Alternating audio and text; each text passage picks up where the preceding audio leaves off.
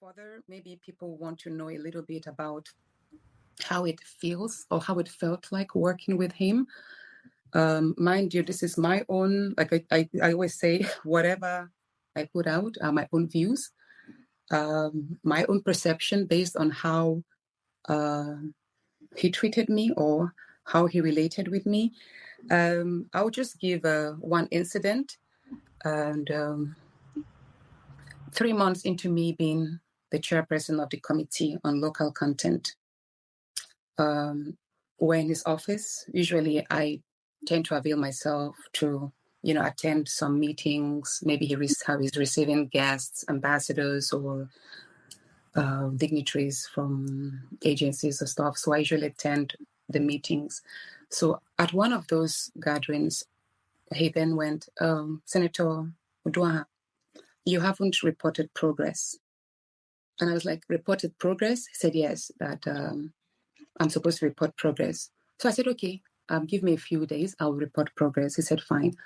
So I went later on, made a PowerPoint presentation of my activities as a chair then, the meetings we've held, the timeline of events, the action plans.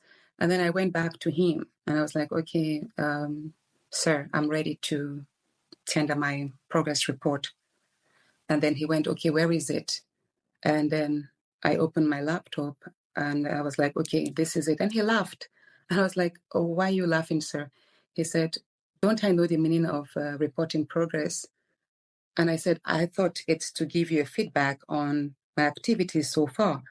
And then he now referred me to a senior senator. He said, why don't you go meet this person and let him educate you on what report progress means?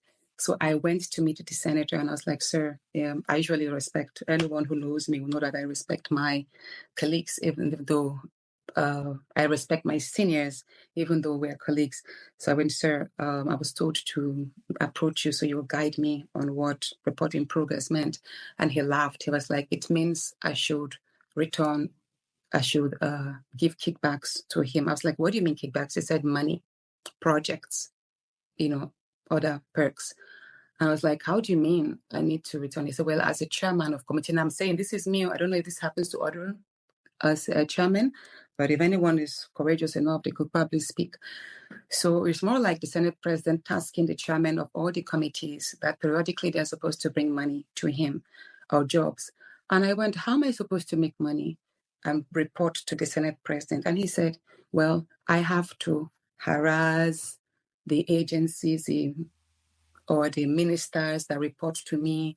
And for me, since I was chairperson local content, that means I have the Minister of Petroleum. I have also the Minister of Gas, who is the co-chair, who was made later on the co-chairman of the board.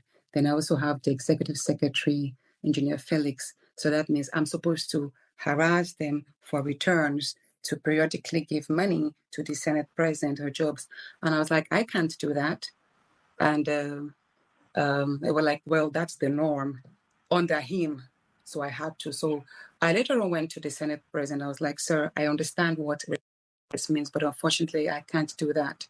I also told my husband that was like, wow, so it means it's more like you extort or harass so that you can pacify or parley the Senate President in order to keep your position. So I didn't do that. And he later, a number of times, he was like, Natasha, if you don't know how to harass the chairman, that means you don't, if you don't know how to harass the ministers, that and the executive secretary of local content, that means you're not capable of running the committee. So that means to the Senate President Akpabio, deliverables are not tied to objectivity and performance. It's more like what returns come to him.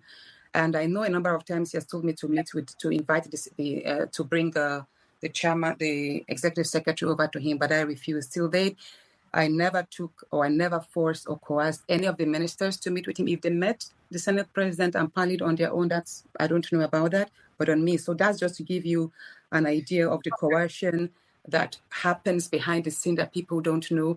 And when people think of, budget padding, that many people do blame the senators.